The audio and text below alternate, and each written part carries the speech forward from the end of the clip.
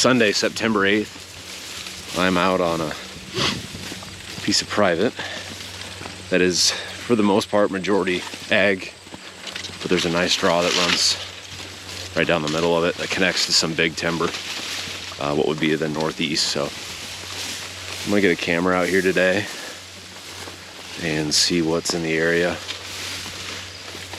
Oh, there's a big buck right there.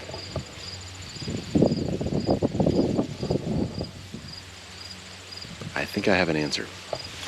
So we're gonna see what's actually living here. This is gonna be a really, really hard spot to hunt with the crops in, but I know it's gonna be a great funnel during the rut. I can't believe he was right there. It's bedded in this waterway. Tall grass, top to bottom. It's bedded right on the side of this corn. Let's see if we can find the bed. I think he's been in here for a little while, so see if I catch him on camera. Look like a really good buck. I mean, he looked like a 10, but who knows? It's gonna be a tough property access. With this waterway grass as tall as it is, gosh, it's gonna be a great spot. It's just access is not gonna be the best. I might have to come through the corn, but we'll see. God, it gets me jacked up. There's not a lot of timber on this piece, so I was a little worried, but I know that there's a lot of timber to the northeast,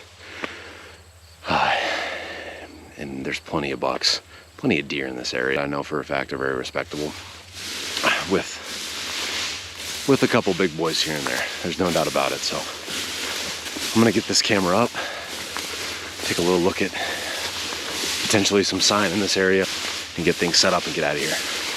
I just want to let this camera soak and really show me what's here. But we're off to a hot start. That buck looked real nice, so we'll see what we can see.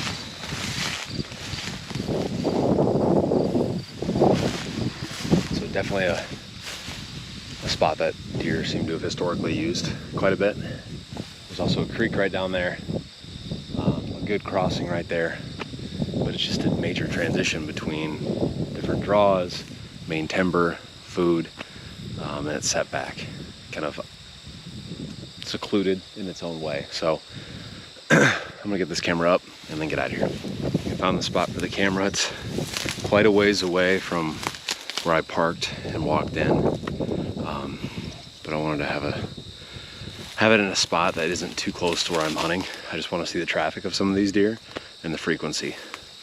I'm gonna get it set up in this willow. I kind of opened up this area a little bit. I'm gonna put it on the main trunk and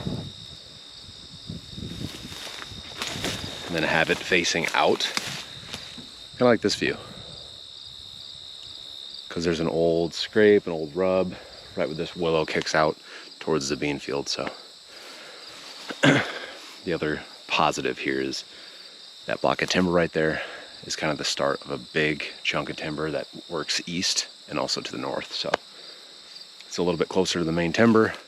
Food is still around us, and it's one of the few trees that I could find that would be suitable for a camera right now.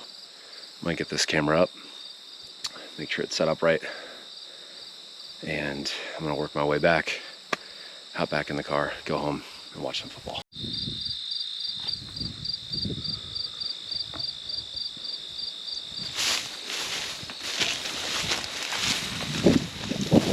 Camera's up, headed back to the car, and I'm excited to see what's here.